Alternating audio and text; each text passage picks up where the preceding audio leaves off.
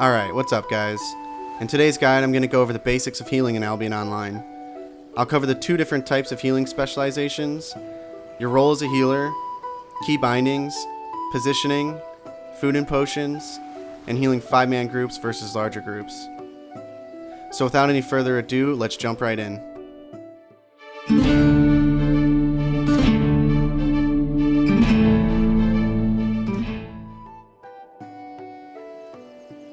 So first things first, I'm going to talk very briefly about the healing options in Albion Online.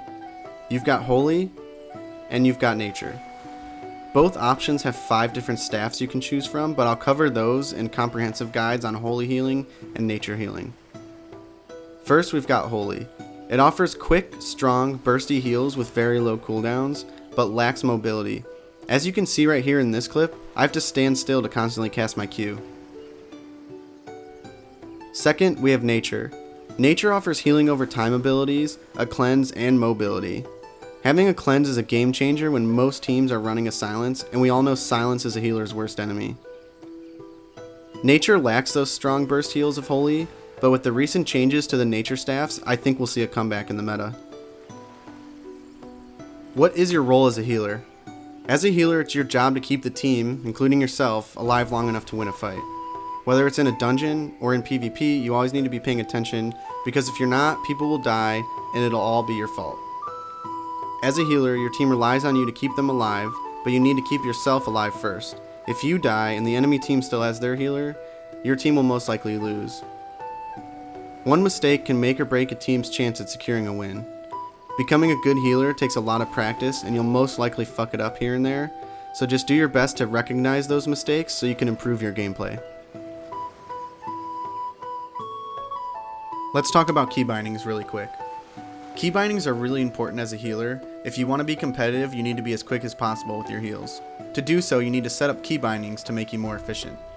The default keybindings for select party member 1 through 4 are set to F1 through F4. To reach F1 through F4, you'll most likely have to move your entire hand.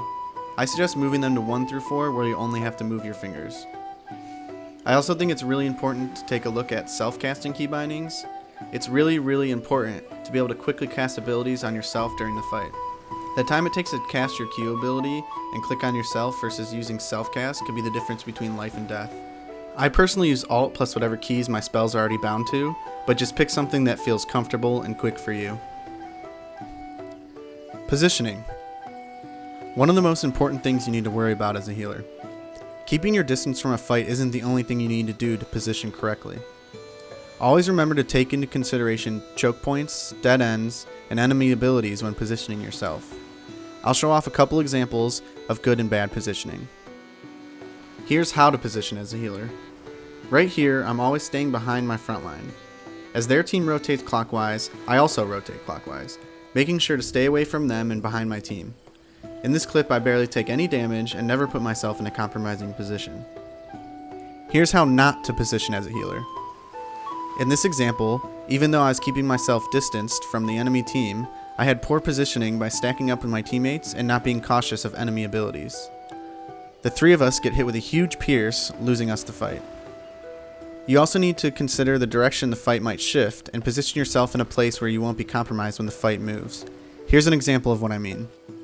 Right here I had poor positioning even though I had kept myself out of immediate danger. I barely get away and most of my team dies as a result. Okay, let's talk food and potions.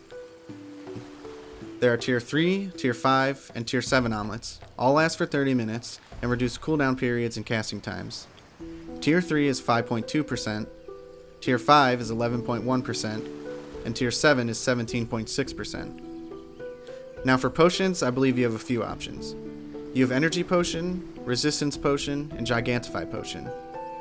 Energy Potions instantly regenerate a percentage of mana. This is good for obvious reasons.